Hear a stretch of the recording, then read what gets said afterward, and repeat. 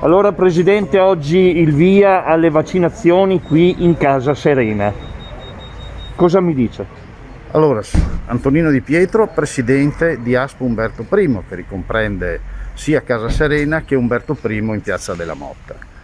È un giorno di speranza, è un giorno su cui noi contiamo, quantomeno per arginare il virus, se possibile per sconfiggerlo.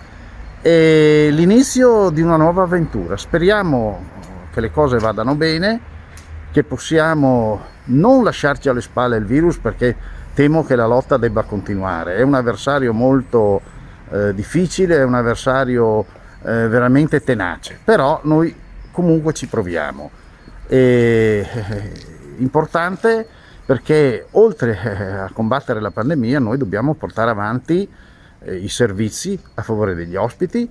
Abbiamo progetti, idee e iniziative e vorremmo avere un momento in cui poter cominciare anche a pensare alle cose da fare, alle cose nuove, alle idee che abbiamo in mente, che abbiamo discusso con il comune di Pordenone e con il comune di Porcia, e vorremmo finalmente poter cominciare a lavorarci sopra, non dico a tempo pieno, ma in maniera seria ed efficace. Purtroppo fino ad adesso questa emergenza, tra una cosa e l'altra, ci ha portato via un sacco di tempo e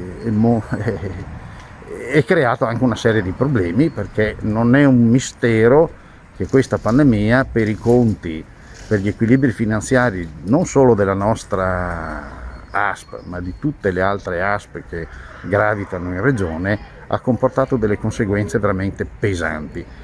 Stiamo cercando, interloquendo con il comune, interloquendo con la regione, di porre rimedio a questa questione, e conto di poterla rimediare in tempi non lunghi.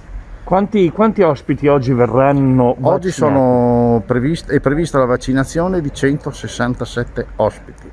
Benissimo. Che sono tutti coloro che hanno l'amministratore di sostegno, che ha espresso ovviamente il consenso secondo quelle che sono le disposizioni di legge, e coloro che sono perfettamente in grado di autodeterminarsi, e anche loro hanno espresso un consenso informato in base a quelle che sono le normative italiane. Era contenta?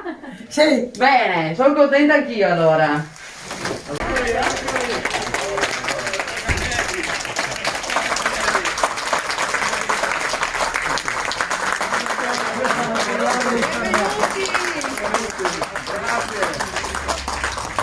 €300 la dose.